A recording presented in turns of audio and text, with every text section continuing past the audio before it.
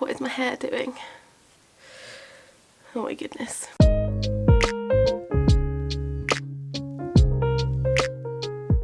everyone, it's Hannah and welcome back to the Corner of Craft. I hope that you're well. Ding. We have a napping baby. Now I don't know how long she'll nap for, and I wasted some time doing my makeup. I was hoping to do my makeup while she was awake, and so then I could film as soon as she was asleep, but that didn't happen.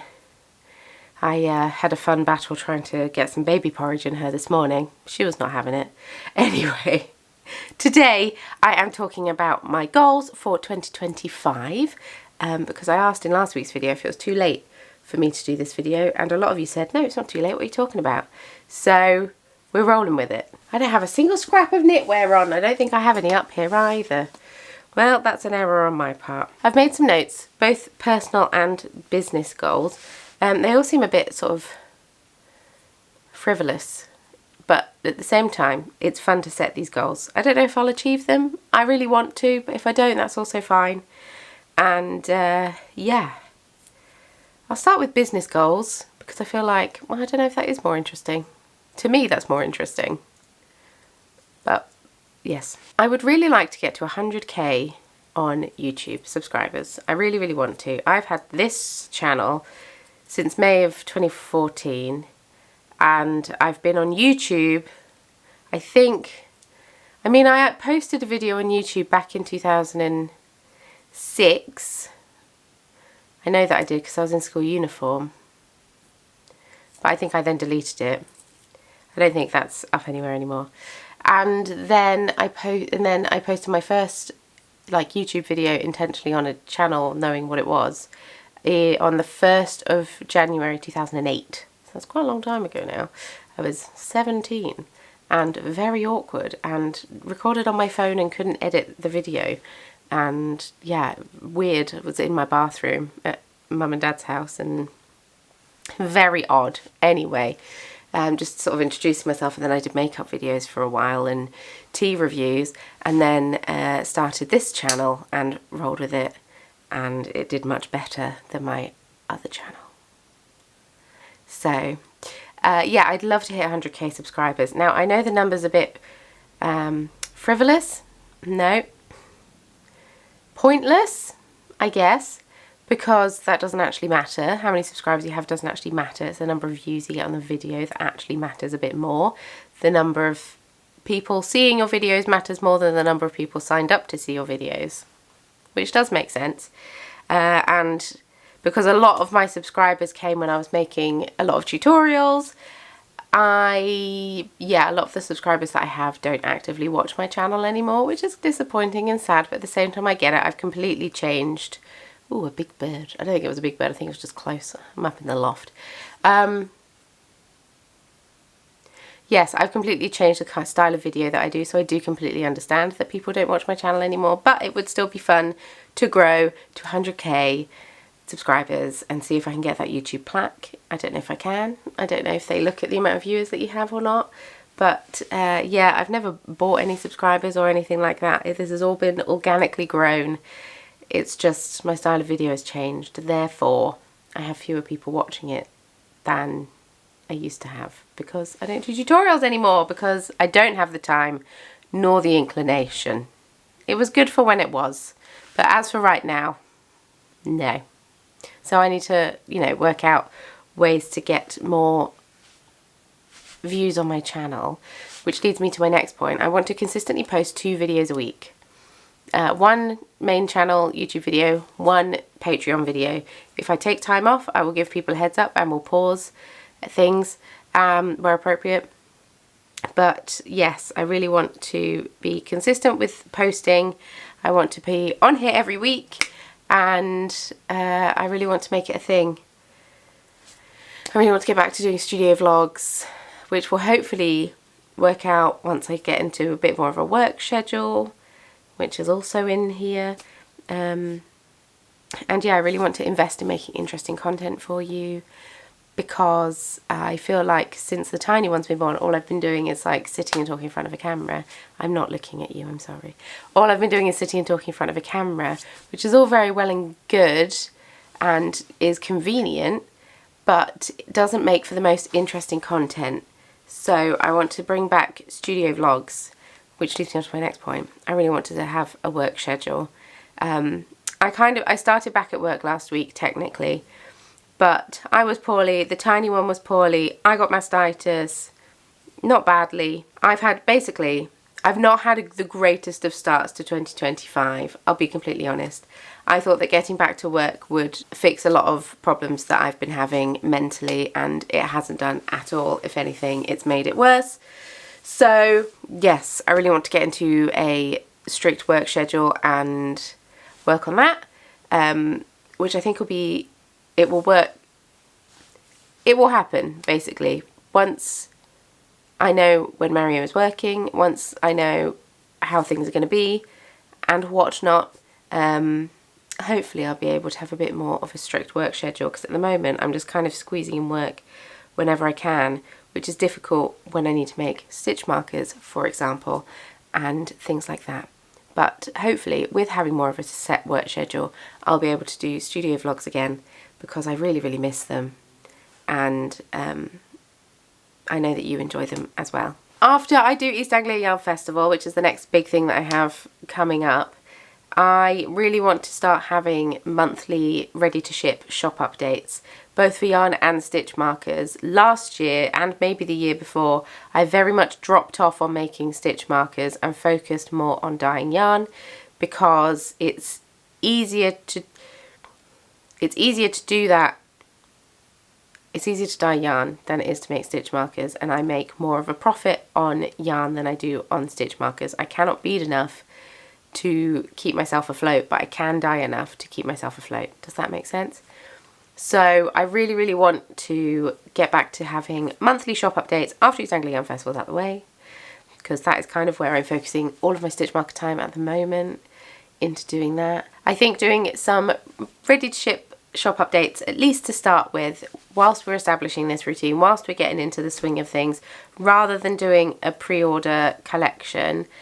I love doing collections, I love doing pre-orders, because then I'm not left with a bunch of yarn on the shelves like I currently have. I mean, it's not in the shop at the moment because I haven't put it back in the shop, but I would love to have more ready-to-ship shop updates, so I'm not playing catch up all the time and worrying about deadlines and worrying about, oh my goodness, it's been 3 weeks, I need to get this yarn dyed, blah blah blah. Yes, I would love to grow my Patreon to the point where that covers what I pay myself monthly, if that makes sense. Currently, we're going to be sending the tiny one to nursery from September, and I know it's we're a 2-wage household. However, if I could have Patreon cover what I currently pay myself, I could then afford to pay myself more, because hopefully then the shop counterbalance. Does that make sense? So hopefully I can boost my wages a little bit to cover nursery. Although she won't be going in 5 days a week, it's still very expensive I mean, at least in England. I don't know about the whole of the UK. I was going to say in the UK, but I don't know for the other countries. At least in England, it's very expensive to send your child to nursery, even with funded childcare hours. Like, they've tried, but it's still expensive. And so yeah, if I could have Patreon cover my wages, and then anything else, sort of anything extra, basically, I want Patreon to cover what I pay myself now, and with everything going up in price, I need to pay myself more. So hopefully, with Patreon and the business together, I should be able to do it. I don't know if I explained that very well. I want to post to my Instagram feed at least 3 times a week. I am failing that so far. I very much fell off of posting to Instagram whilst I was on maternity leave, because I had nothing to share. I'm not posting my baby on social media because she doesn't need to be on social media, in my opinion. And so a lot of the pictures that I was taking were of my baby, because obviously I'm obsessed by her. So I didn't really have anything to post on social media other than baby pictures. So I want to start taking more pictures and videos of stuff that I'm doing now I'm back to work a bit more, things that I'm knitting, all of that fun stuff. And hopefully, fingers crossed, I'll be able to post at least 3 times a week on my Instagram feed. I mean, I've been posting on stories, but I think I need to, keep up with my Instagram feed. And I have a tentative idea for a collection. I was going to do the Bone Bookshops and Bone Dust collection this autumn, but I haven't read the book yet, which is so stupid. Like, I want to do a collection about this book. I haven't read the book. So instead, I'm thinking I'm going to have a collection in August. The Have Some Class collection based on the D&D classes. I think that will be a lot of fun. There's 13 classes, so there could be 13 colourways. Could be a good time. So look out for that in autumn. And then I also want to match the number of advents I sold last year to this year. So that is 140. I'd love to match the number. I don't want to do more. Don't want to do more at all. But I would love to sell 140 advents this year. Because I'm very excited about the theme. And I think it'll be really, really good. So, those are my business goals. They seem, I don't know, seem a bit weird. I probably will think of more as the year goes on, but that's okay. So, some personal goals. I want to try to do at least 30 minutes of personal crafting a day. Don't know if that will happen. So basically not just bead weaving for work, not just, I don't know, and personal crafting. Knitting, crocheting is probably the two. Mainly so I can have things to show you on the podcast, mainly because it's important to block out that time to do something not business related, and also just because I really want to get through a chunk of this stash this year, which is another personal goal. Don't buy too much yarn, work from stash, because I have a lot of it, and yes, I would love to work that down in 2025, and I'm not going to do that if I don't have any knitting time, so gotta make it happen. Speaking of 30 minutes, I want to leave the house and go for a walk for 30 minutes every day, or exercise for 30 minutes every day. I've not really done that so far this year because I've been poorly, and it was so cold that I didn't really want to go out. I mean, I'm still not 100% now. I'm still like bunged up. I feel bunged up. But it definitely improved on where I was. But I would love to go out and walk for around 30 minutes a day, because I think that'd be good for both me and the baby, and it would be good to get into that kind of routine, because I really want to get into my pre-pregnancy jeans and t-shirts, purely because I'm a cheapskate and I don't want to have to buy a bunch of new clothes. Speaking of, I bought a new jumper. But I don't want to have to buy a bunch of new clothes. I want to get back into my old clothes so I don't have to spend money on new clothes. That's literally the only reason. Not for appearance or anything. It's honestly just because I'm a cheapskate. I would love to get back into my pre-pregnancy jeans and t-shirts and dresses so I don't have to buy new ones. And the final two are, I really want to try to be more sociable in real life. I'm very reliant on my internet friends, which is lovely, and it's great to have them there. But I also understand that they're busy and have lives of their own, and feel like I do need to have some more like in-person interactions. So I do need to go out and try to be sociable, both for the tiny one's sake and my sake. She needs to socialise with other babies as well. I need to be better at going to like baby groups. Hopefully when the library here reopens, we can go to some groups there once she's like able to sit up on her own a bit more and stuff. That'll be huge once she can sit up on her own. We're working on it. And yes, I need to try to be a bit more sociable. And with that, I also need to ask for help more. I'm really bad at asking for help. I'm very much someone who feels like she can do everything, and I can't do everything. And having a baby has shown me that I can't do everything. So I do need to be better at asking for help, because I'm really, really bad at that, and always have been. So, yes. Those are my goals for 2025. Do you have any goals for 2025? I don't like calling them resolutions. Oh, also, I want to stop biting my nails. I had such lovely long nails. I kept them nice and... I took my nail varnish off when I went into hospital to have the baby. I was in there for 5 days, and I just had like a clear coat on, because they say to not have coloured nail varnish on so they can see your nails in case anything goes awry. And so I took my nail varnish off. Once my waters broke, I took my nail varnish off. And my waters broke and nothing happened for 24 hours. So it wasn't like, oh, I'm having contractions, take off my nail varnish. It was, I'm waiting for contractions. Let's take off my nail varnish and bounce on a ball to see if anything happened. Nothing happened.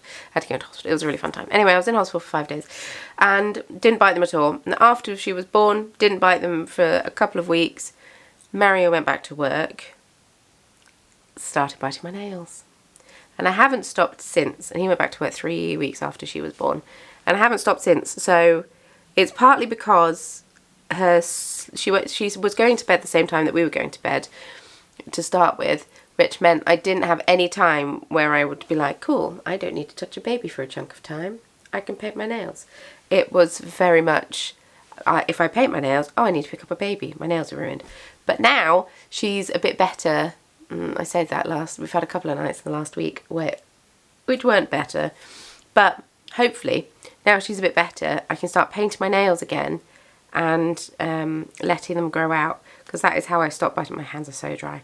That is how I stop biting my nails, is I paint them and then I don't bite them. It's weird.